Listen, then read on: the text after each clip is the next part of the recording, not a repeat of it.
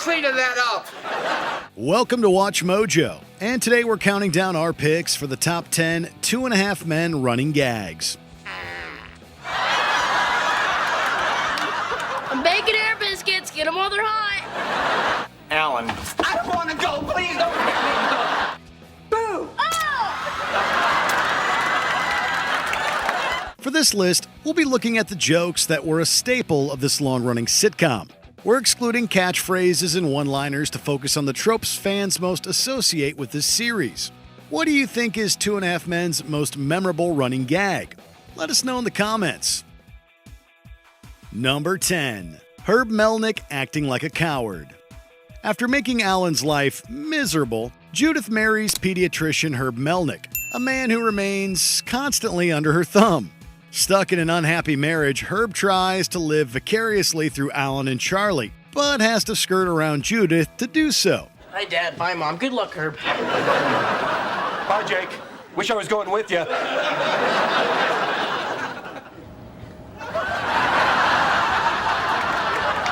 Having bonded with Alan over their mutual disdain with how Judith treats them, Herb is shown preferring Alan's company to his own wife's. Kind of weird, isn't it? I mean, you're the ex-husband, I'm the current. So we've got something in common. We do, don't we? Right. Neither one of us is having sex with Judith. Unfortunately, years of being a pushover takes its toll, and Herb becomes a lonely man who pines for a happier life, but is too afraid to make it happen. He even goes as far as to try to bribe Alan with some potential luxurious amenities to keep him around. I'm not going to try to buy you. I mean, you're either my friend or you're not. I have no such qualms. I'll throw in a Blu-ray player. Sad though they might be, Herb's efforts to escape Judith are undeniably good for a laugh. Number 9. Charlie Harper's hatred for his mother. I'm not saying I hate you, but if I did, it might have something to do with the fact that you're a narcissistic bloodsucker who drove my father into an early grave. Blaming her for all his issues, Charlie clearly takes pleasure in seeing his mother suffer, within reason. For her part, Evelyn's refusal to be motherly towards Charlie only makes matters worse. The only occasions Charlie enjoys his mother's company is when he sees a chance to antagonize her, or when her malicious nature works to his advantage. I believe the balance of power is restored. Thank you. You owe me large. His mother issues are a source of comedy, even when she's not around, as Charlie's therapy sessions usually result in uncomfortable breakthroughs. Now tell me what happened. We can go back to the donut dream later. It wasn't a real dream. I was being sarcastic. Oh, I know, but the fact that you chose that particular imagery is a little troubling. To be fair, Alan also has moments where Evelyn isn't his favorite person in the world. Not that she really cares. It's not because I don't love you. I just don't want to give you a reason to kill me. You mean another reason? Number 8. Fart jokes. The one thing that every character on this show seemingly has in common is their tendency to make their flatulence known.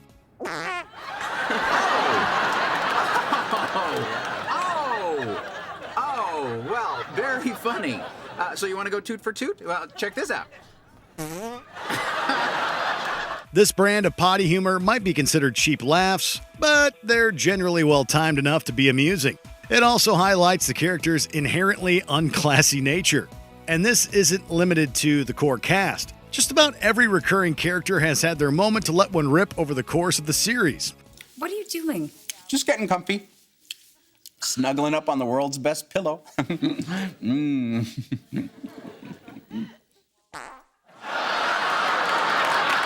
On occasion, the flatulence gag even plays a part in an episode's story. But the main purpose of all this gas is to support one of Jake's recurring gags. It's not just about you and Charlie, you know. There's that innocent little Moppet to consider. Moppet? I'm baking air biscuits. Get them while they're hot. Number 7. Jake Harper's lack of intelligence. Despite him getting older, Jake's intelligence seemingly dropped every season. Are you picking your nose? I had to. There was stuff in it. And where were you planning to put it? I really didn't have a plan. Initially just a lazy little boy, Jake ends up being apparently absolutely clueless with no hint of common sense. This is most evident during conversations between Jake and a member of his family who can't fathom all the silly things he says. Dad, this is the wrong book. What are you talking about? It's in some sort of foreign language. It's Elizabethan. Well, can we get one in English? Walk.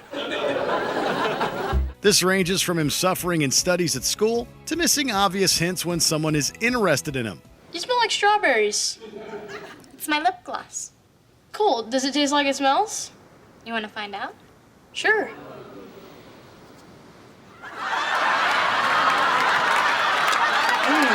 Jake's slow-wittedness frequently gets on everyone's nerves, and he doesn't pick up on this either. Things reach their peak when he gets fooled into enlisting in the Army, but not even this wake-up call can take the edge off his trademark dimness. Look at the bright side, Dad. You won't have to buy me clothes anymore. They're gonna give me a dress uniform, a work uniform, and even one for when I'm tired. What? Yeah, they call them fatigues. I don't know why they just wouldn't call them pajamas.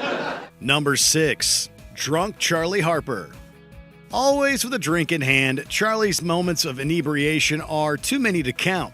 Unlike his suave attitude when sober, drunk Charlie becomes a whiny man-child who lets out his frustrations in extremely loud ways. Heard from Chelsea? She's staying with her father for a few days. Well, at least that's what she emailed me. You don't think she could be with... Go ahead. Say it. His drunken state also takes away Charlie's usual fast-talking skills, leaving him more like his nephew in terms of intellect. What are you doing sitting out here? I can't stand up. Don't make a thing out of it. Charlie's hangover becomes the perfect setup for a joke, leading to moments of dry humor where he tries to piece together his antics from the previous night. How much did you have to drink last night? Let's see.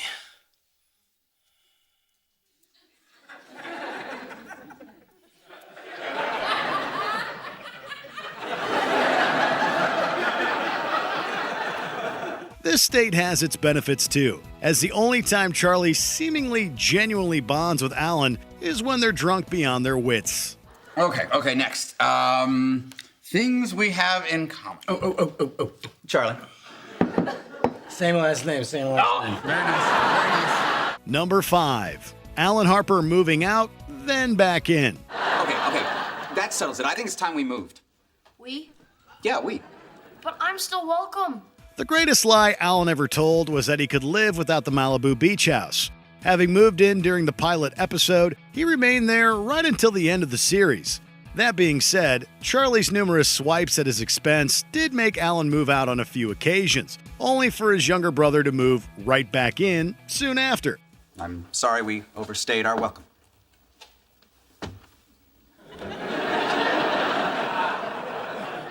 Alan. I don't want to go. Please don't make me go.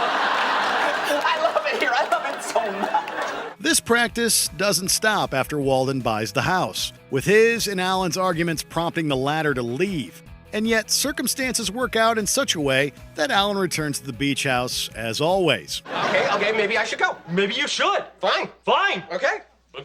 It also underlines Alan's complete inability to live on his own, which stems from his stingy and rather spoiled nature. Number 4. Jake's appetite. No matter how much food he's given, Jake always wants more. He's something of a bottomless pit. His laziness is only made worse by his love for food, which, quite frankly, reaches ridiculous heights. This doesn't get any better as he grows up either, with Jake retaining his habit of being a messy eater well into his teens. I can't talk to you now, Charlie. Get that out of your mouth. Are you an animal? While he's generally known to have a laid-back attitude, the lack of food is one of the few things that can awaken Jake's temper. No cookies? What the hell is going on around here? Hey, watch your mouth. I am watching it. It's empty. I need dessert. Son of a bitch. Jake! Another running gag involves Charlie intentionally snagging Jake's food, having little respect for his nephew's appetite, and loving an opportunity to engage in childish banter. Getting possessive about food might just be a Harper family trait. Can I go back and get some Cajun Cluckies? No, eat what you got. But I like the Cajun Cluckies better. Then why did you order the regular Cluckies? Because I forgot I like the Cajun Cluckies. Oh, just eat the freaking chicken. Number 3. Rose stalking Charlie. Charlie didn't know it at the time, but he made the mistake of a lifetime by getting involved with Rose. A stalker with no sense of boundaries. Rose sticks around the beach house for years out of her unrequited and uncomfortably possessive love for Charlie. Let's see, what else? Ooh, night vision goggles? I don't think so. You say that now, but if you hide in her trunk and want to do a little light reading, you're gonna be sorry. Initially a relatively harmless dynamic, Rose's obsession with Charlie gets out of control as she frequently manipulates him into falling for her, even pretending to marry another man to make him jealous. And we're clear. That ought to do it. Thanks, Freddie. My pleasure. Although Charlie is usually quick to get wise to her act, Rose's skill as a manipulator is not to be underestimated.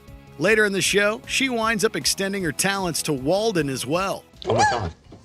Are you okay? Oh, not affected. Okay, don't panic.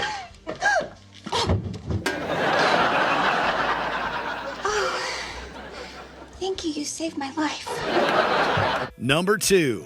Berta refusing to clean up messes. Everyone in the Harper family knows not to mess with Berta, who works when she wants and rarely fulfills the housekeeper job description.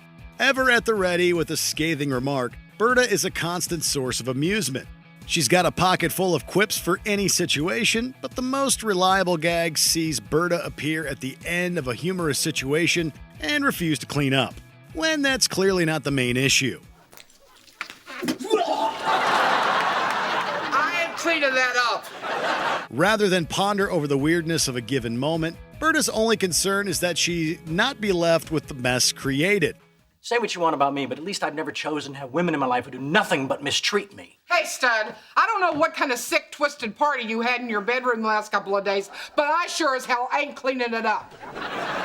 This gag can also take darkly funny turns, such as when Berta had little compassion to show for Charlie's supposed ashes.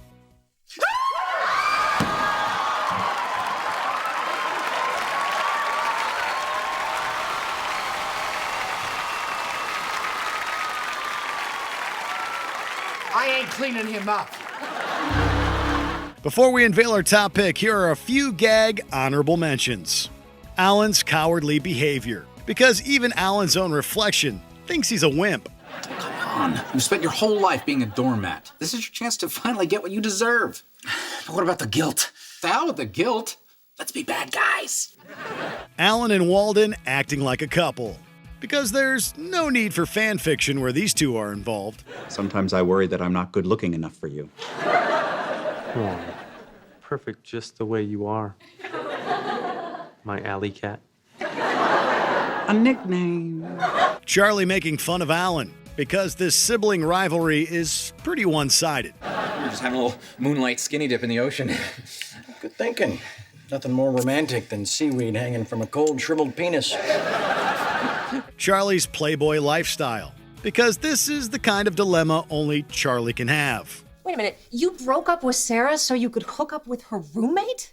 No, we were all hooking up together, but then Sarah got all weird, even though it was her idea. Don't you just hate that? Before we continue, be sure to subscribe to our channel and ring the bell to get notified about our latest videos. You have the option to be notified for occasional videos or all of them. If you're on your phone, make sure you go into your settings and switch on notifications. Number 1. Alan being ridiculously cheap. Alan rarely gets treated with much respect. Then again, he doesn't do a whole lot to change that. It's $24.50? Whoa, okay. Oh, jeez. What? I walked out of the house without my wallet. Can you believe it? Strangely enough, I can. Given the opportunity, Alan has no problem mooching off anyone willing to put up with him. When left to his own devices, Alan tries cutting any corners he can to avoid paying for something. And there's no exception to this habit. He once successfully pulled off a Ponzi scheme against his own family. Unbelievable. You asked for money, and they just give it to you. And then you take the new money and use it to pay back some of the old money, but they don't want it back. And they give you more. Belittling Alan for his stingy behavior is one of Charlie's favorite things to do, as he regularly comes up with new ways to make fun of his bro. Wow. The legendary lost wallet of Alan Harper. Funny.